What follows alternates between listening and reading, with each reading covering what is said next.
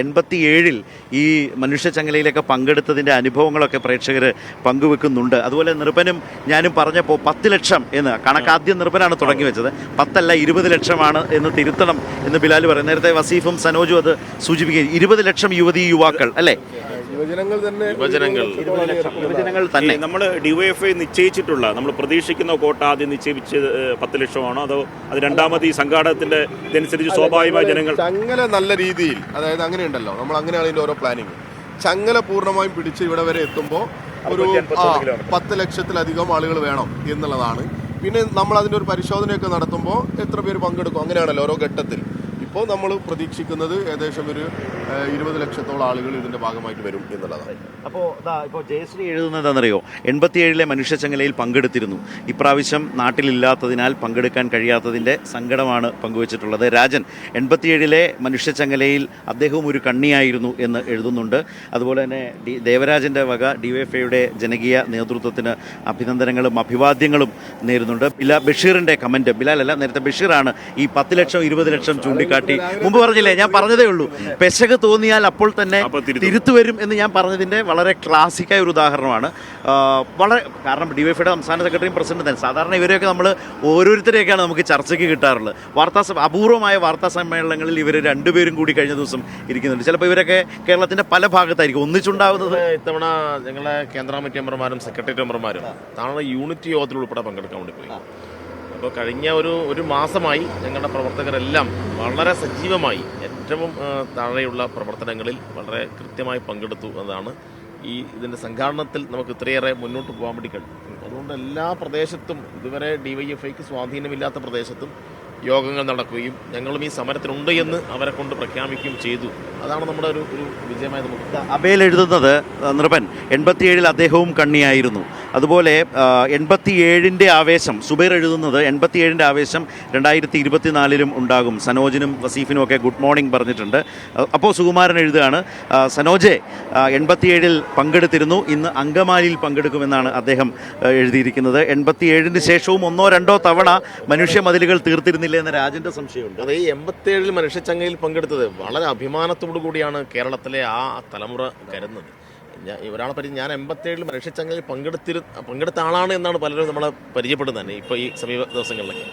അപ്പോൾ ഇപ്പോൾ സജീവമായ രാഷ്ട്രീയത്തിലൊന്നും ഇല്ലാത്ത ആളുകൾ തന്നെ, പ്രാദേശികമായി ഇങ്ങനെ മാറി നിൽക്കുന്ന ആളുകൾ തന്നെ ഈ ചങ്ങലയിൽ ഞാനുമുണ്ട്, 87 ആ മനുഷ്യച്ചങ്ങയിൽ പങ്കെടുത്ത അനുഭവത്തിൻ്റെ വെളിച്ചത്തിൽ ഞാനുമുണ്ട് എന്ന് പറഞ്ഞു വരുന്ന ഒരുപാട് അനുഭവങ്ങളുണ്ടായി. അപ്പോൾ അതിനൊക്കെ വളരെ അഭിമാനത്തോടെ ആളുകൾ കാണുന്നത്. അതുകൊണ്ട് തീർച്ചയായിട്ടും ഈ തലമുറ ഈ ആവേശത്തിൽ പങ്കെടുക്കും.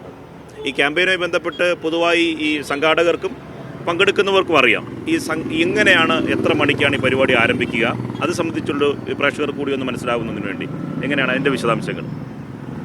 ഞങ്ങൾ ഒരു ബ്ലോക്കിങ്ങിൻ്റെയും കാര്യങ്ങളൊക്കെ ഉണ്ടല്ലോ, ഇപ്പോൾ ഈ ഹൈവേ പണി നടന്നുകൊണ്ടിരിക്കുകയാണ്. അപ്പോൾ അതുകൊണ്ട് ഞങ്ങളൊരു 3:30-4 മണി ആകുമ്പോഴേക്ക് തന്നെ എല്ലാവരോടും റോഡിൽ അണിനിരക്കാൻ വേണ്ടി പറഞ്ഞിട്ടുണ്ട്. 4:30 ഇതിൻ്റെ ഒരു ട്രയൽ നടക്കും. 5 മണിക്ക് കൈകൾ കോർത്ത് പ്രതിജ്ഞ എടുക്കും. 5 മണിക്ക് ശേഷം നിശ്ചയിക്കപ്പെട്ട ചില കേന്ദ്രങ്ങളുണ്ട്, അവിടെ പൊതുയോഗ പരിപാടികൾ സംഘടിപ്പിക്കും. ആദ്യ കണ്ണി ഡിവൈഎഫ്ഐയുടെ നിലവിലുള്ള അഖിലേന്ത്യാ പ്രസിഡന്റ് സഖാവ് എ റഹീം കാസർഗോഡ് റെയിൽവേ സ്റ്റേഷനിലാണ് അതിൻ്റെ ആദ്യ കണ്ണി ആവുക.